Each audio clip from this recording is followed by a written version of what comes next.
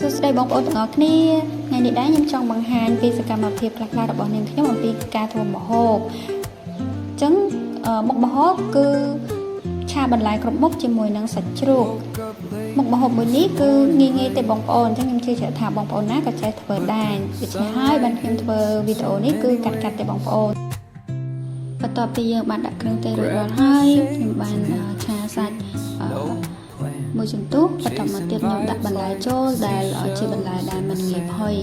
បន្ទាប់មកទៀតខ្ញុំបានដាក់ការ៉ុតខ្ញុំអត់បានដាក់ការ៉ុតពីមុនដំបូងដោយសារតែការ៉ុតខ្ញុំបានហាន់ស្ដើងបងប្អូនចាបន្ទាប់មកខ្ញុំក៏បានថែមជាមួយនឹងផ្សិតហើយនឹងខ្ទឹមបារាំងចុងក្រោយគេដែលជាបន្លែងាយ